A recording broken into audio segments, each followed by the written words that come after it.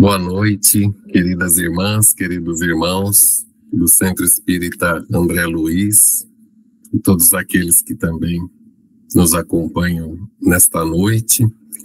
É sempre uma alegria muito grande para o nosso coração falarmos do Evangelho de Jesus. E hoje nós separamos algumas reflexões que estão contidas, né, no Evangelho de Mateus, no capítulo 8, versículos de 5 a 13, que é exatamente aquela passagem que nós vamos encontrar lá registrada, quando um centurião procura Jesus, não é? Ele que estava muito preocupado com as condições de saúde de um servo seu, né? E ele então procura Jesus. Então, para que a gente possa, nesse início, nos ambientarmos, né, naquela Galileia dos tempos de Jesus, eu vou ler aqui então esses versículos e depois nós vamos então conversando sobre eles e fazendo, né, as nossas reflexões também à luz da doutrina espírita. Então, o evangelista Mateus registra da seguinte forma essa passagem. Ao entrar em Cafarnaum, chegou-se a ele um centurião que o implorava e dizia: Senhor, o meu criado está deitado em casa, paralítico, sofrendo dores atrozes. Jesus lhe disse: Eu irei curá-lo. Mas o centurião respondeu-lhe: Senhor, não sou digno de receber-te sob o meu teto. Basta que digas uma palavra e meu criado ficará são. Com efeito, também eu estou debaixo de ordens e tenho soldados sob o meu comando.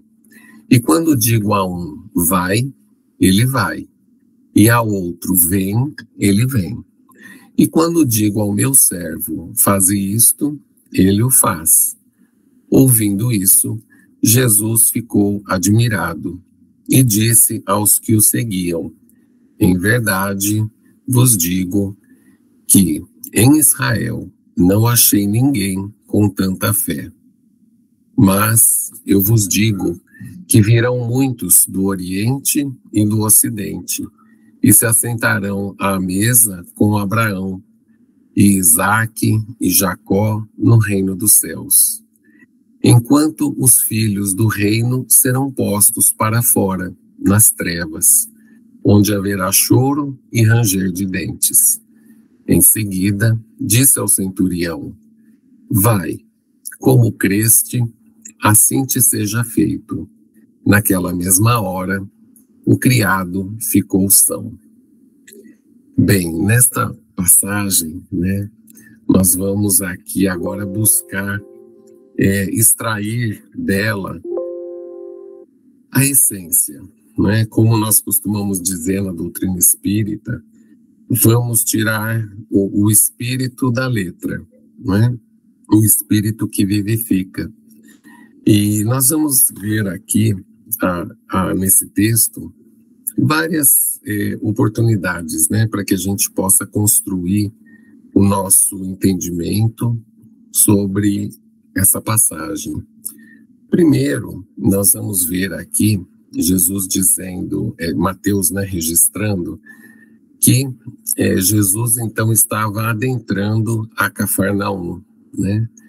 Adentrar Cafarnaum tem um significado muito importante no Evangelho de Jesus, né? Porque nós precisamos lembrar que Cafarnaum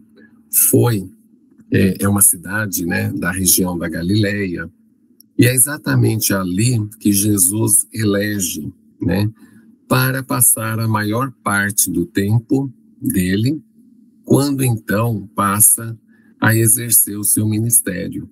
Mas por que Jesus se demora na Galileia e mais especificamente ali em Cafarnaum, né? Nós vamos ver no livro Trigo de Deus, de Amélia Rodrigues, um relato aonde ela vai nos trazer, né, dos registros do mundo espiritual, de uma forma poética até, por que a Galileia, né?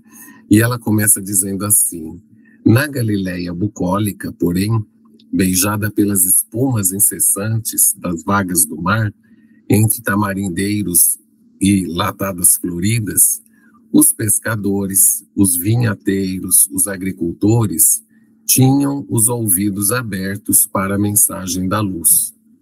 A terra, sorrindo flores silvestres e recoberta de árvores generosas, recebia os ventos gentis do entardecer e das noites agradáveis. Por isso, Jesus elegeu a Galileia, onde a alma simples e nobre das gentes afeiçoadas ao trabalho poderia fascinar-se com a música da sua palavra libertadora. Então, quando a gente ouve essa expressão, ao entrar em Cafarnaum, nós sabemos que Jesus estava chegando no seu ambiente, vamos chamar assim, mais doméstico. Ali ele se sentia realmente entre almas simples, almas trabalhadoras, né, ávidas por ouvirem as lições que ele trazia, então, para toda a humanidade, né? Então foi num momento desse, ele entrando em Cafarnaum, ele se depara, chega até ele, né, um centurião que o implorava. Também é uma figura bastante emblemática, porque se nós formos ver, o centurião, o que é? É uma autoridade, né, do exército romano, né? Embora seja, talvez, pelos estudos, a menor autoridade, mas era uma autoridade. Era alguém que comandava um conjunto de outros soldados, entre 80 e 100 pessoas aproximadamente, e por isso, então, o nome centurião. Ele era, então, ali a presença da autoridade romana, né? Do legionário exército romano. Então, nós sabemos, né, que o Império Romano atingiu uma proporção bastante grande, e aonde eles conquistavam, eles mantinham estruturas que pudessem manter a ordem, estar atento às ações que haviam naquele local, possíveis insurreições, possíveis movimentos, né, de liberdade, enfim. E esse centurião, então nós vamos ver que na cidade de Cafarnaum existia um destacamento militar, né? Então Cafarnaum era uma cidade, embora de semblante simples, bucólico, mas também uma cidade que tinha, né, várias profissões, várias atividades, né, ali sendo exercidas. A gente não pode esquecer que ali também Mateus, né, o próprio evangelista, exercia a função de coletor de impostos. Então era uma cidade que tinha algumas estruturas do próprio Império Romano ali instaladas. E o que chama a atenção? Então, um centurião, uma autoridade romana, se dirigindo a Jesus, né? Ou seja, ele não era da Palestina, ele não era ali do povo hebreu, ele era romano, né? E ele então se aproxima de Jesus e implora. É estranho, né, ver um soldado com tamanha humildade diante de Jesus. Nós vamos ver sempre naquela época a força se sobrepondo, né, em todas as ocasiões, mas aqui ocorre uma situação diferente. O centurião, a autoridade romana, reconhecendo em Jesus a verdadeira autoridade, né? Que autoridade? Essa autoridade moral. Então a gente vai ver que ele então ali busca a Jesus, implora, né? E vai pedir, né, justamente o seguinte: ele queria pedir pela recuperação, né, pela cura, ou pelo restabelecimento da saúde do seu criado, né, a quem ele tinha uma estima muito grande, como a gente vai encontrar no relato dessa mesma passagem no evangelista Lucas, né? E não era algo muito comum também haver preocupação com os escravos, com os criados, porque era extremamente fácil substituir um escravo. Bastava retirar e colocar outro e ele continuaria sendo atendido. Mas a gente vê aqui também um diferencial nesse homem, nesse centurião. Ele então pede a intervenção de Jesus pelo seu criado. Isso é muito interessante. Ele não está pedindo para ele está pedindo para um criado, para alguém que naquela época não tinha a consideração de praticamente ninguém, né? Mas ele vai em busca de Jesus. Jesus, claro, que nos conhece profundamente, a todos nós, conhecia também aquele centurião. Lá no Evangelho de Lucas, nós vamos ver no relato que Lucas nos traz dessa passagem, lá é um pouco diferente, porque lá Lucas relata como se os enviados do centurião tivessem buscado Jesus, né? E ele teria ficado na casa, o centurião. Mas naquela outra passagem, nós vamos ver que aqueles então que foram buscar Jesus para solicitar, né, a sua presença na casa do centurião, eles disseram para Jesus, dizendo assim, que ele, o centurião, era um homem digno da atenção de Jesus, né? Eles disseram lá que ele era amigo da nossa gente, ou seja, embora fosse romano, mas ele era amigo do povo judeu, do povo hebreu, né? Ou seja, ele se relacionava bem com o povo da Palestina, com eles ali, né? E eles chegam a dizer mesmo assim, e ele mesmo nos fundou uma sinagoga. Então, olha que centurião realmente diferenciado, né? E aí, então, a gente vai ver então que ele já tinha qualidades, né? Ele também tinha predicados que chamaram com certeza a atenção de Jesus, né? Jesus então já o responde dizendo: eu irei curá-lo, né? Mas quando Jesus diz isso, o próprio centurião diz para Jesus, né? Mas eu não sou digno de receber-te sob o meu teto. Ou seja, eu sei das minhas deficiências, né? Eu sei que eu não estou à altura para que o Senhor venha até minha casa. E aí ele vai dizer para Jesus, né? Eu também tenho alguns soldados sob meu comando e se eu der uma ordem, eles executarão, né? E ele diz, né? Com isso ele está querendo dizer a Jesus: olha, eu sei da sua autoridade, da sua grande autoridade. Não precisa que vás, né, até a minha casa. Basta que digas.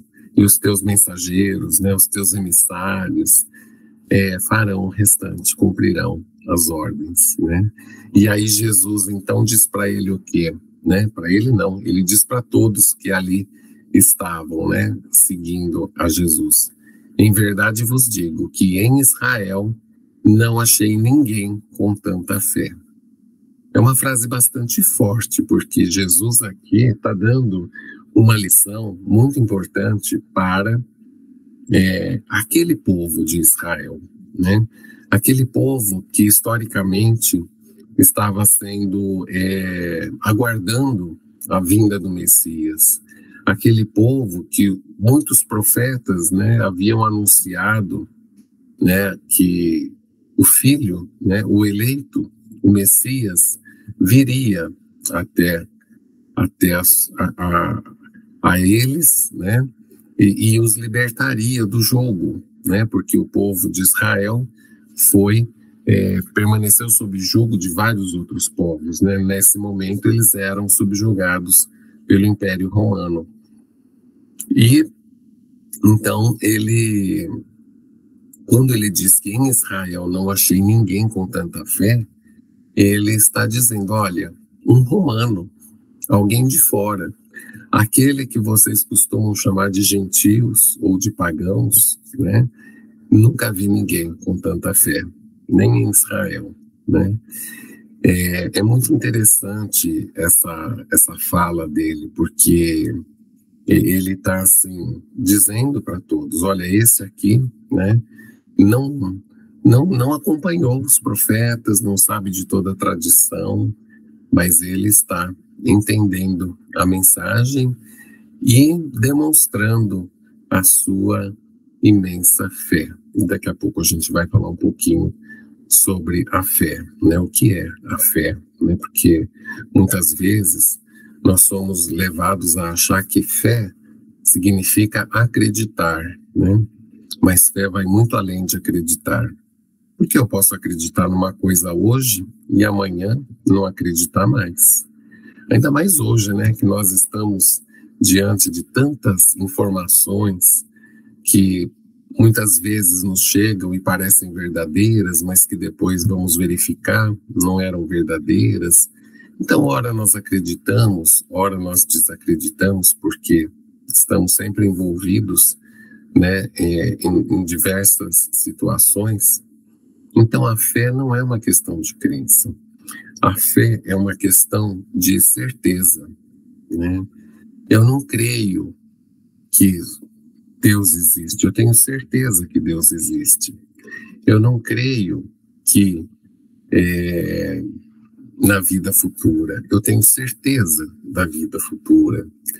Eu não creio que Deus me ama, eu tenho certeza que Deus me ama. Olha como é diferente. Isso é a fé. Mas a nossa fé, como vai dizer Jesus, né, ela é realmente, tanto ela é vacilante, que ele chegou a dizer, né, que se nós tivéssemos na proporção de um grão de mostarda, aquela sementinha minúscula, né, nós diríamos às montanhas, né, move-te daqui para ali, e elas se moveriam, né. Mas nós temos que buscar em tudo também o sentido espiritual, né. Então, essa nossa fé, essa nossa certeza, né, essa nossa confiança plena no amor de Deus, né, é que vai ser capaz de remover de nós as nossas imperfeições, os nossos vícios, né? Porque nós então estaremos absolutamente convictos e seguros de que devemos, né, definitivamente irmos deixando para trás os nossos equívocos, os nossos vícios, para que venhamos a desenvolver em nós tudo aquilo que Deus já nos legou quando nos criou, né? Mas nos legou na forma embrionária, porque há uma parte que cabe a nós. Qual é a parte que cabe a cada um de nós? É exatamente desenvolvermos, né, as nossas potencialidades. Então, desenvolvermos a nossa fé é uma delas, né? Ou seja, a crença em Deus é algo inato, né? Nós já temos dentro de nós esse impulso. Ah, mas vão dizer, mas tem pessoas que não acreditam em Deus. Tem, é verdade. Bem poucas, mas existem. Mas elas um dia vão também perceber, né, esse equívoco e vão também passar a compreender melhor, né, de que todos nós somos filhos do mesmo Pai, né, e que temos todos oportunidades inúmeras de vencermos as nossas mazelas morais, né? Mas aqui então Jesus diz ao centurião: não achei ninguém com tanta fé em Israel, né? E ele vai dizer: mas eu vos digo que virão muitos do Oriente e do Ocidente e se assentarão à mesa com Abraão, Isaque e Jacó no reino dos céus, enquanto os filhos do reino serão postos para fora nas trevas. Então ele está dando um recado: olha, a minha mensagem não se restringe a Israel, ao povo de Israel. Na Bíblia, o povo de Israel tem a simbologia de toda a humanidade, da humanidade inteira. Então a mensagem do Cristo, ela é universal, é para todos os povos, e ela é a verdade. Por ser a verdade, ela se sustenta em qualquer ponto do universo, né? E é por isso que ele diz, muitos virão do Oriente e do Ocidente, ou seja, de fora aqui do reino de Israel, né? Não há privilégios, né? Ninguém vai estar salvo simplesmente porque pertence a esse ou aquele grupo, né? Sermos amigos, né? Pertencermos a um determinado grupo, não nos define. O que nos define verdadeiramente é o que nós fazemos, o que nós realizamos, não é? Em acordo com as leis de Deus, né? Ou seja, como disse Jesus, a cada um segundo as suas obras. Não importa se é do reino de Israel, não importa se é do Ocidente ou se é do Oriente, desde que cumpram com as leis maiores, né, se sentarão à mesa com Abraão, Isaque e Jacó, os grandes, né, pais da tradição, né, hebraica. Então, é isso que Jesus está dizendo. E quem não estiver, né, seguindo, quem não estiver alinhado com as leis maiores, vão passar dificuldades, né? Porque farão suas escolhas, né? Nós vivemos num mundo em que vivemos fazendo escolhas, não é? Nós podemos escolher seguir Jesus, mas nós podemos escolher seguir outras coisas, não é? É por isso até que está lá no Evangelho. Muitos são os chamados, mas poucos os escolhidos. Todos nós somos chamados constantemente por Jesus. Mas ele vai dizer, poucos são os escolhidos. Escolhidos não no sentido de que ele vai eleger esse eu quero, esse eu não quero, esse é meu amigo, esse não pertence ao nosso grupo. Não é assim. Nós é que temos que trabalhar para merecermos, para sermos escolhidos. Na verdade, depende de cada um de nós, né? Mas enquanto insistimos com as escolhas, né, que se desviam, que buscam atalhos, que buscam ainda primeiro os prazeres da terra, né? E se sobrar algum tempo, no domingo eu vou lá na casa espírita e tá tudo certo, né? Ou então vou lá na missa e tá tudo certo. Uma vez por semana, tá bom, né? Mas a questão não é a religião. Nós estamos aqui falando de algo maior do que isso. Nós estamos falando da nossa espiritualidade, né? Espiritualidade é como nós nos relacionamos com aquilo que transcende a matéria. Como que nós nos relacionamos conosco mesmos. As pessoas podem até não acreditar em Deus, mas se elas tiverem um propósito de vida, se elas tiverem o altruísmo, se elas fizerem o bem, tá ótimo. Um dia ela vai entender a questão de Deus. Não precisa ninguém brigar com essas pessoas porque elas não acreditam em Deus. Porque o importante é sermos bons, é fazermos o bem, não é? Então, nós estamos falando disso. Não é o quanto, se nós tínhamos ou não tínhamos uma religião, mas o que fizemos. Como compreendemos a nossa espiritualidade, esse encontro conosco mesmos, né? Então, e aqui no final ele vai dizer, né? Em seguida disse ao centurião, vai, como creste, assim te seja feito. Naquela mesma hora, o criado ficou são.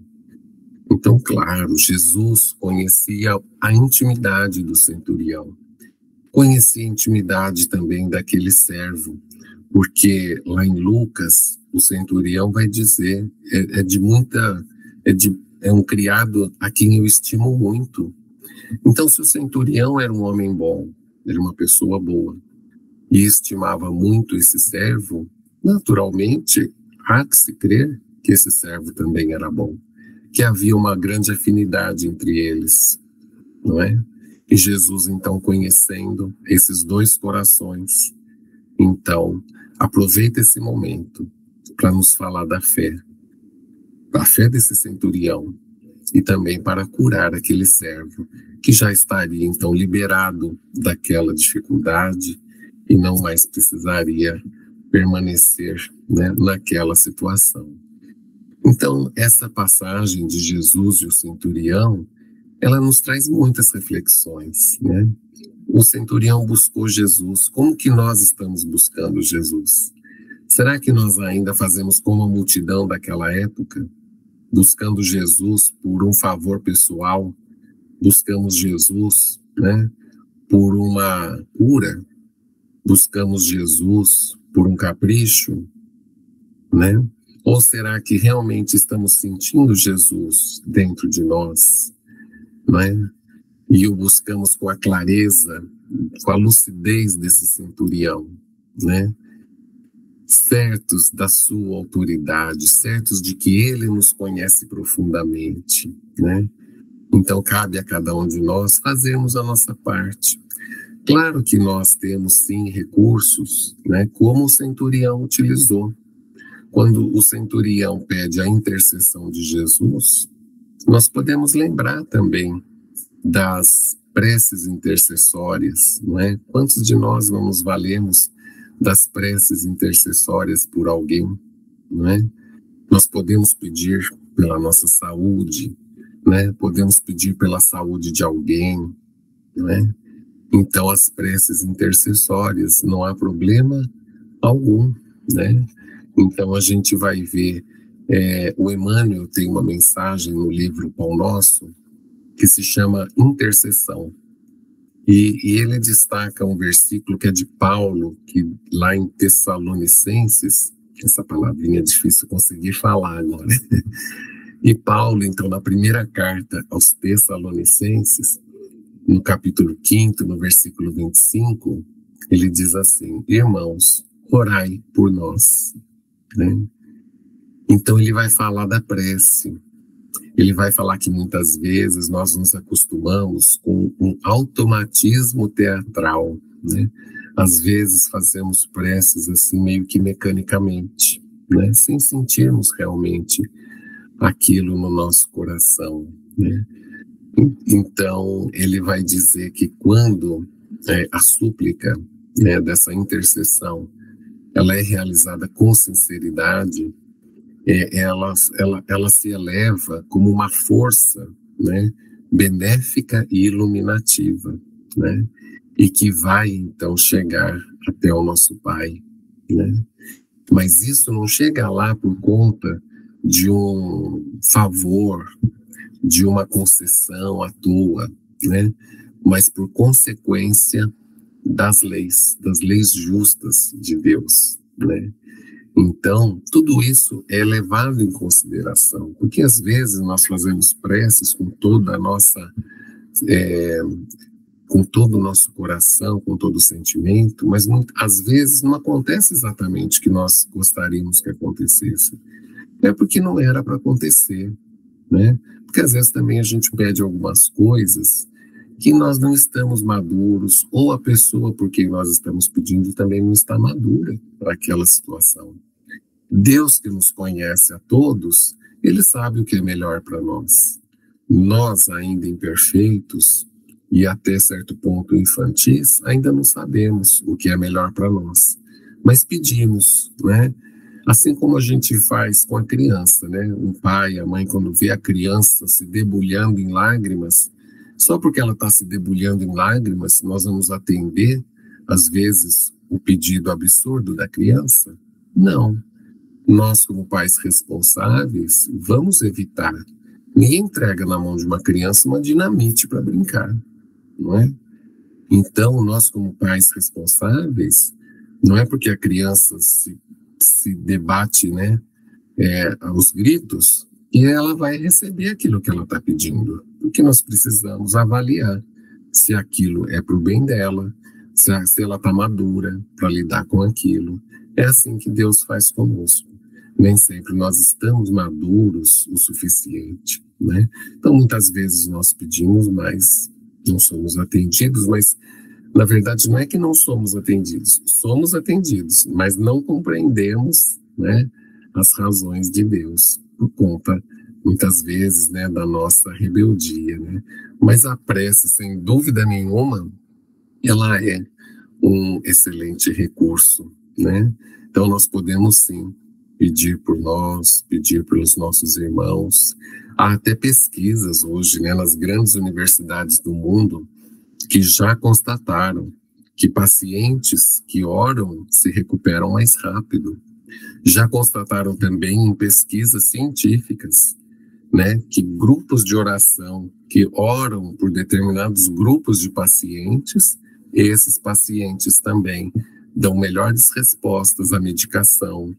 Tem também outro comportamento em relação ao grupo que não recebeu as orações, porque eles têm que fazer pesquisa, né, de cunho científico, né, mas já constataram isso. E isso nós estamos falando, né, aqui no Brasil, né, a Sociedade Brasileira de Cardiologia já se debruça sobre isso, o Instituto de Psiquiatria da USP já se dedica sobre isso, né?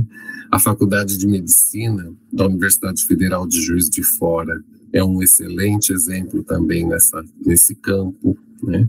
E outros fora do Brasil também. A gente tem a Universidade de Stanford, de Duke, da Flórida, do Texas, enfim, uma lista enorme. Essas pesquisas também ocorrem na Alemanha, no Canadá, no Reino Unido.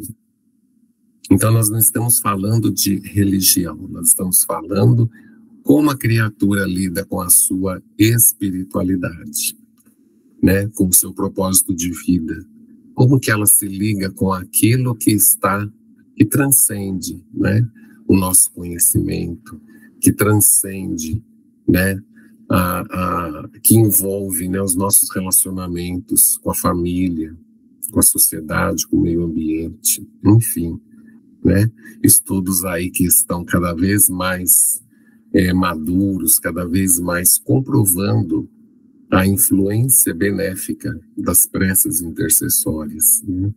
Então, isso muito, muito, muito interessante, né? Que a nossa ciência já começa, a medicina, né, já começa a se apropriar desses resultados, né? E tem uma mensagem também de Emmanuel, né? Lá em Palavras de Vida Eterna, tem uma lição, a de número 166, chama O Ato de Orar, que Emmanuel vai comentar também um outro versículo, agora é Mateus quem registra, então são palavras de Jesus, e Jesus diz assim, no capítulo 7, versículo 9, qual dentre vós é o homem que se o filho lhe pede um pão, lhe dará uma pedra? Não é? Então nós vamos ver que assim também o Pai age conosco, né? Ele que é Pai de infinita bondade, de infinita misericórdia, né? Nós não tenhamos dúvida de que Ele nos ama, de que Ele só quer o nosso bem. Se as coisas estão dando errado na nossa vida, se nós estamos atravessando enfermidades, dificuldades, não podemos colocar na conta de Deus ou de quem quer que seja, né? São situações criadas por nós mesmos ao longo das nossas inúmeras encarnações.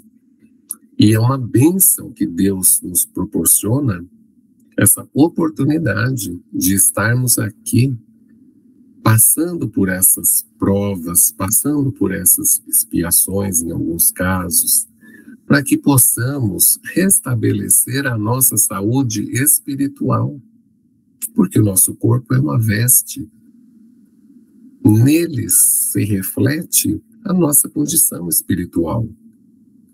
Então, se nós estamos purgando pelo nosso veículo físico os nossos erros do passado, não nos revoltemos, antes agradeçamos a Deus, pela oportunidade bendita dessa experiência na matéria que estamos tendo, para que possamos, então, nos reequilibrarmos espiritualmente, porque certamente, se nós enfrentarmos bem, sem rebeldia, com coragem e decisão, as nossas provas e as nossas expiações, nós certamente chegaremos em melhores condições na próxima parada técnica, que é a desencarnação. Desencarnação é uma parada técnica, porque Deus, na sua bondade infinita, permite que nós façamos algumas paradas técnicas, né, ou muitas, para que então retemperemos, avaliemos e reprogramemos sob novas bases as nossas próximas experiências, né? Então, meus irmãos, para que a gente possa concluir aqui o nosso estudo de hoje, eu queria trazer também mais uma lição de Emmanuel muito, muito linda. Lição 79 do livro também Palavras de Vida Eterna, que diz assim o título, O Mas e os Discípulos. E ele vai registrar um versículo de Paulo, tudo posso naquele que me fortalece. É na carta aos Filipenses, não é?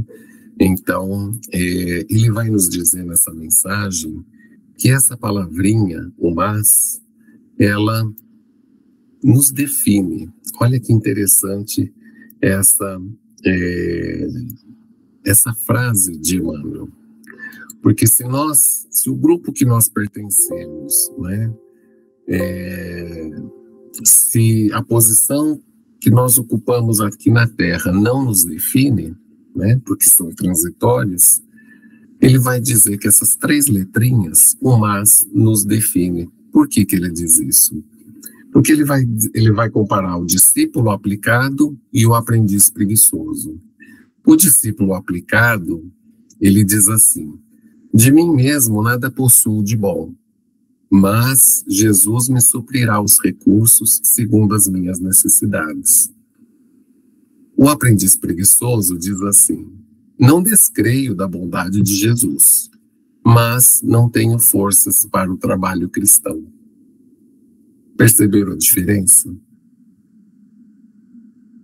Ambos estão reconhecendo as suas dificuldades, mas o mas define o que vem depois. Porque um está dizendo, olha, eu tenho dificuldades, mas Jesus vai suprir os meus recursos. Ou seja, olha a esperança, olha a fé embutida aí. Agora dizer, não descreio da bondade de Jesus, mas não tenho forças para o trabalho cristão. Ou seja, nós estamos concluindo a frase, né, de uma forma negativa, nos colocando para baixo, né? Então, por que o mas nos define? O que nós estamos colocando depois do mas? É algo que nos alimenta, que sustenta a nossa esperança e fortalece a nossa fé? Ou é algo que nos deprime? Ou é algo que nos faz jogar a toalha e desistir das nossas provas e das nossas, né, experiências, né? Então Emmanuel vai dizer, através de uma palavra pequena e simples, fazemos a profissão de fé ou a confissão de ineficiência. Lembremos-nos de que Paulo de Tarso, não obstante apedrejado e perseguido, conseguiu afirmar vitorioso aos filipenses, tudo posso naquele que me fortalece. Então que nós possamos levar hoje aqui dessas reflexões o exemplo do centurião romano, aquele que não era do povo de Israel, aquele que veio de fora, mas que Jesus disse, nunca vi homem com tamanha fé. Então que nós possamos nos lembrarmos sempre disso, né? E que nós possamos também estarmos sempre atentos a todas as oportunidades, mas sobretudo não esquecermos, né, de que nós todos fomos criados por Deus para sermos um dia espíritos perfeitos, a perfeição que nos é possível, espíritos de luz, estamos a caminho para isso, né?